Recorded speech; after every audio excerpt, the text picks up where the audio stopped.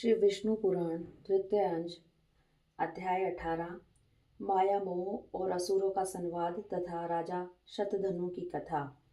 श्री पराशर जी बोले, हे मित्र, तदंतर माया मोह ने जाकर देखा कि असुरगण नर्मदा के तट पर तपस्या में लगे हुए हैं।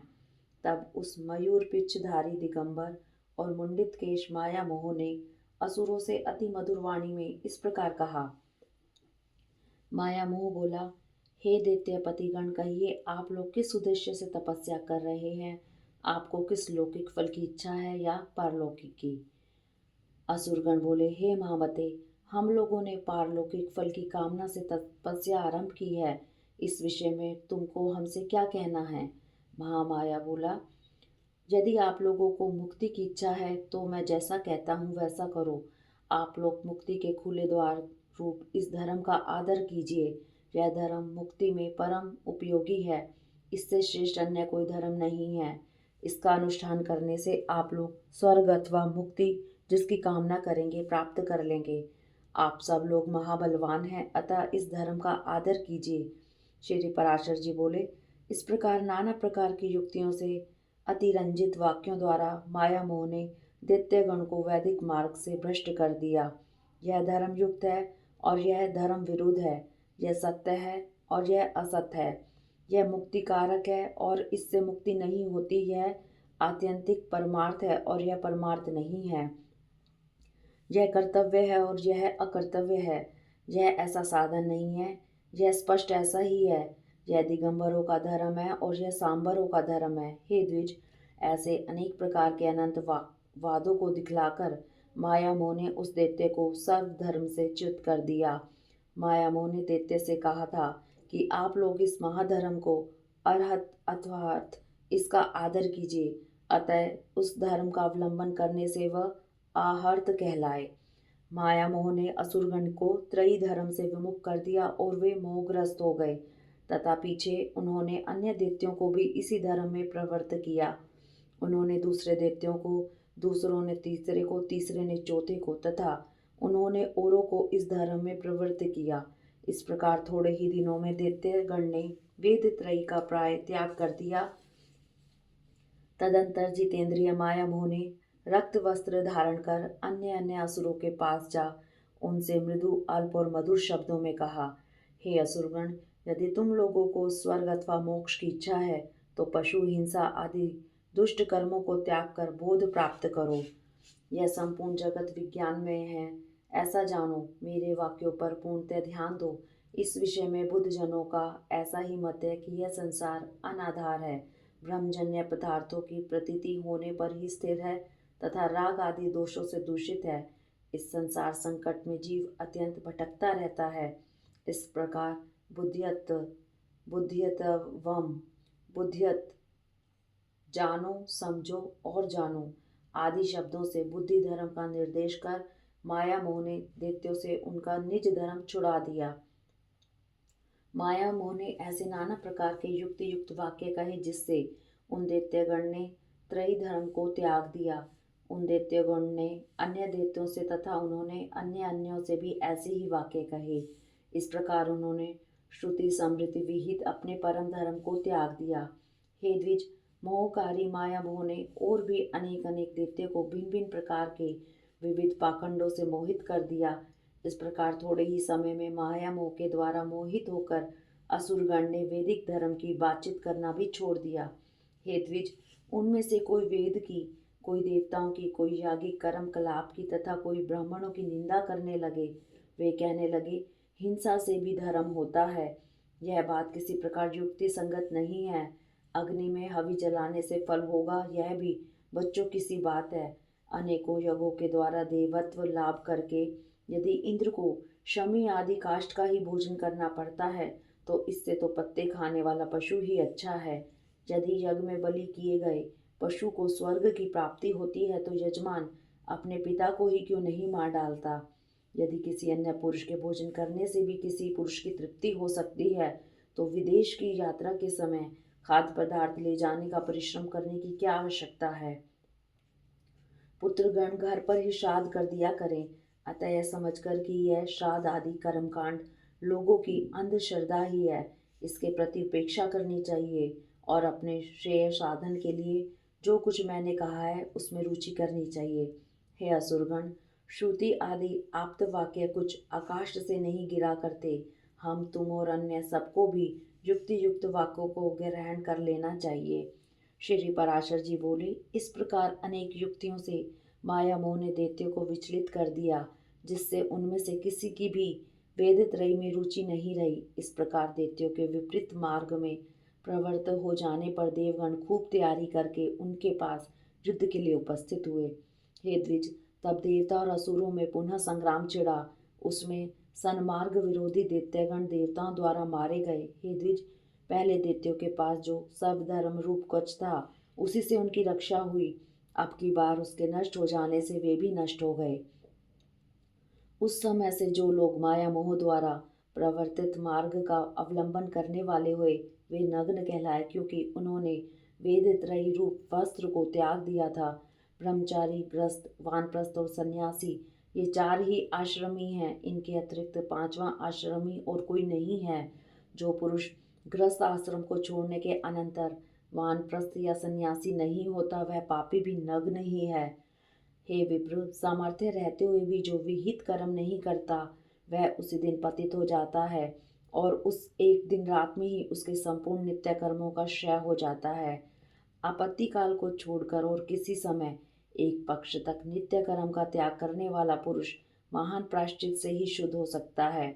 जो पुरुष एक वर्ष तक नित्य क्रिया नहीं करता, उस पर दृष्टि पड़ जाने से साधु पुरुष को सदा सूर्य का दर्शन करना चाहिए।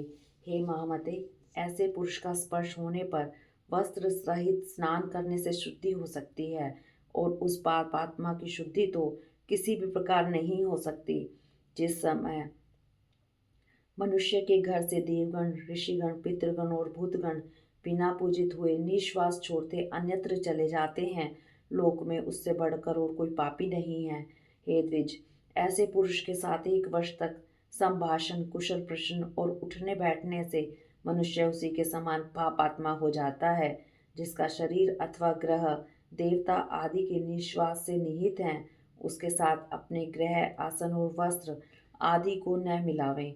जो पुरुष उसके घर में भोजन करता है, उसका आसन ग्रहण करता है अथवा उसके साथ एक ही शैया पर शयन करता है, वह शीघ्र ही उसी के समान हो जाता है।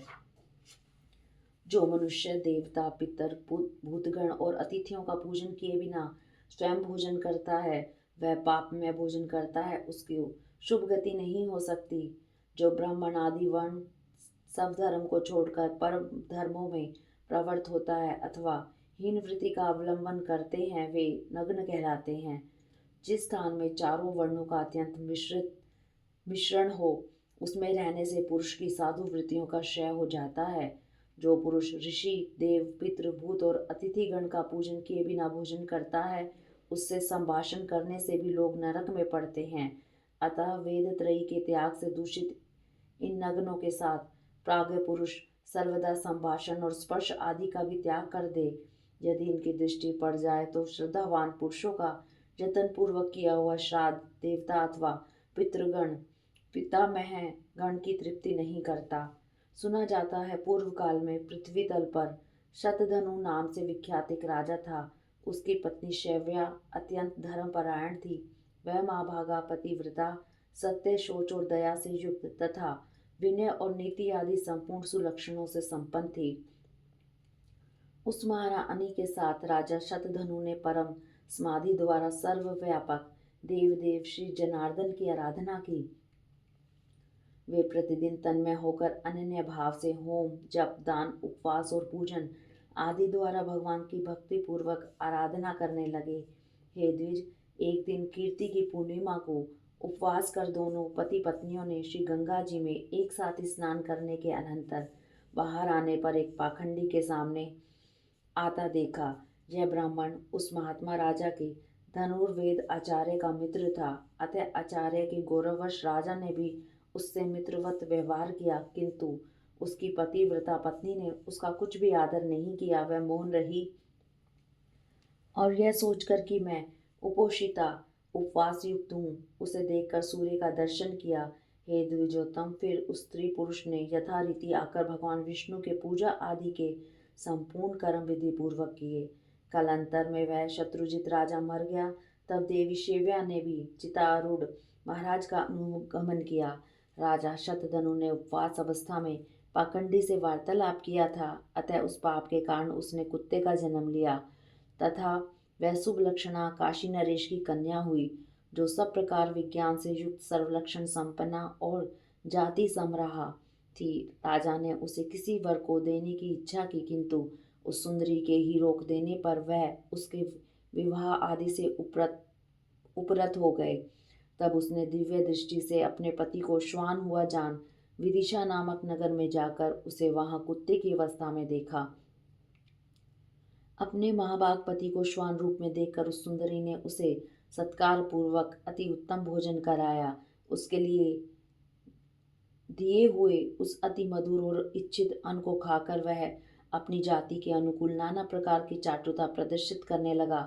उसकी चाटुता करने से अत्यंत संकुचित हो उस बालिका ने कुत्सित योनि में उत्पन्न हुए उस अपने प्रियतम को प्रणाम कर उससे इस प्रकार कहा, महाराज, आप अपनी उस उदारता का स्मरण कीजिए जिसके कारण आज आप श्वान योनि को प्राप्त होकर मेरी चाटुकार हुए हैं। हे प्रभु, क्या आपको यह स्मरण नहीं कि तीर्थ स्थान के अनंतर पाखंड से वार्तालाप करने के कारण ही आपको यह कुत्सित योनि मिली है। श्री पराशर जी बोले, काशी राज सुता द्वारा इस प्रकार स्मरण कराए जाने पर उसने बहुत देर तक अपने पूर्व जन्म का चिंतन किया। तब उसे अति दुर्लभ निर्वेद प्राप्त हुआ। उसने अति उदास चित्त से नगर के बाहर आ प्राण त्याग दिया और फिर श्रृंगाल योनि में जन्म लिया। तब काशी राजकन्या दिव्य दृष्टि से उसरे दूसरे जन्म में श्रृंगाल हुआ जान उसे देखने के लिए कोलाहल पर्वत पर गई। वहां भी अपने पति को श्रृंगाल योनि में उत्पन्न हुआ देख वह सुंदरी राजकन्या उससे बोली, हे राजेंद्र, श्वान योनि में जन्म लेने पर मैंने आपसे जो पाखंडी से वार्तालाप पिशक पूर्व जन्म का वृतांत कहा था, क्या वह आपको स्मरण है? सब सत्यनिष्ठों में श्रेष्ठ राजा शतधनु ने उससे इस प्रकार कहने पर सारा सत्य वृतांत जानकर निराहार रह वन में अपना शरीर छोड़ दिया। फिर वह एक भेड़िया हुआ। उस समय भी आनंदिता राजकन्या ने उस निर्जन वन में जाकर अपने पति को उसके पूर्व जन्म का वृतांत स्मरण कराया। उसने कहा, हे महाभाग, तुम भेड़िया नहीं हो, तुम राजा शतधनु हो। तुम अपने पूर्व जन्मों में क्रमशः कुकुर और श्रृंगाल होकर अब भेड़िए हुए हो। इस प्रकार उसके स्मरण कराने पर राजा ने जब भेड़िए के शरीर को छोड़ा तो वह गृध योनि में जन्म लिया। उस समय भी उसकी निष्पाप भार्या ने उसे फिर बोध कराया, हे नरेंद्र, तुम अपने स्वरूप का स्मरण करो, इस गृध चेष्टाओं को छोड़ो। पाखंडी के साथ वार्तालाप करने के दोष से ही तुम गृध हुए हो।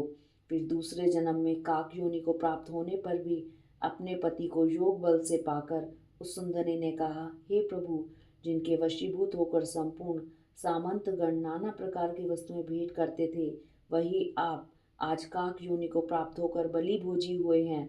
इस प्रकार काक योनि में भी पूर्व जन्म का स्मरण कराए जाने पर राजा ने अपने प्राण छोड़ दिए और फिर मयूर योनि में जन्म लिया। मयूर अवस्था में भी काशीराज की कन्या उसे क्षण क्षण में अति सुंदर मयूर उचित आहार देती हुई उसकी टहल करने लगी। उस समय राजा जनक ने अश्वमेध नामक महायज्ञ का अनुष्ठान किया। उस यज्ञ में अवृत स्नान के समय उस मयूर को स्नान कराया।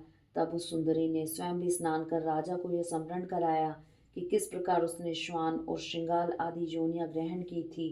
अपनी जन्म परंपरा का स्मरण होने पर उसने अपना शरीर त्याग दिया और फिर महात्मा जनक जी के यहाँ ही पुत्र रूप से जन्म लिया। तब उस सुंदरी ने अपने पिता को विवाह के लिए प्रेरित किया। उसकी प्रेरणा से राजा ने उसके स्वयंवर का आयोजन किया।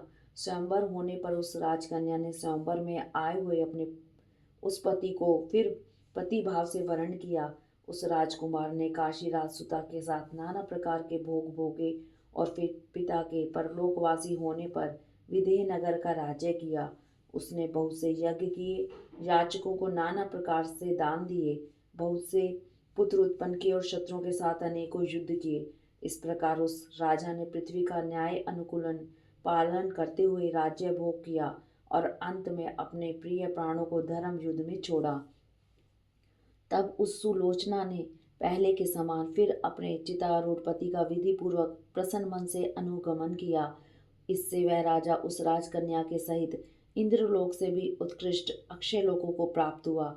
हे द्विज, इस प्रकार शुद्ध हो जाने पर उसने अतुलनीय अक्षय स्वर्ग, अति दुर्लभ दाम्पत्य और अपने पूर्व अर्जित पुण्य का फल प्राप्त कर लिया। हे द्विज, इस प्रकार मैंने तुमसे पाखंडी से संभाषण करने का दोष और अश्वमेध यज्ञ में स्नान करने का महत्तम वर्णन कर दिया। इसलिए पाखंडी और पापाचारियों से कभी वार्तालाप और स्पर्श न करें।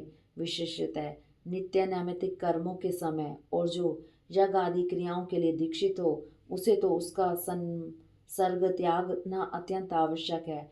जिसके घर में 1 मास तक नित्य कर्मों का अनुष्ठान न हुआ हो, उसको देख लेने पर बुद्धिमान मनुष्य सूर्य का दर्शन करे।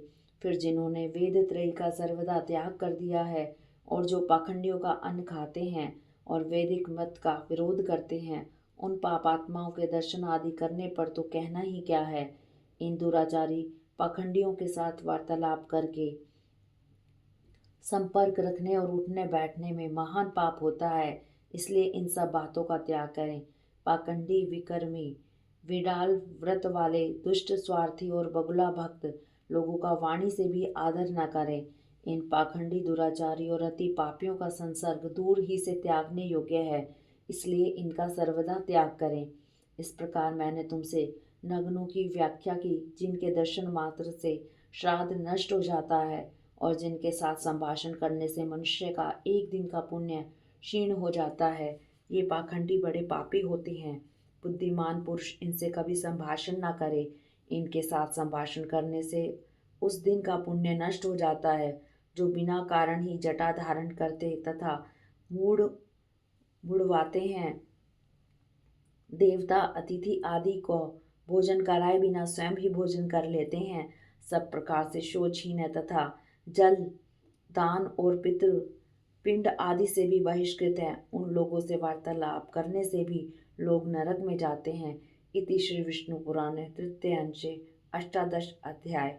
इति श्री पराशर मुनि विरचिते श्री विष्णु परतव निर्णायके श्रीमती विष्णु महापुराणे तृतीय अंश समाप्तः।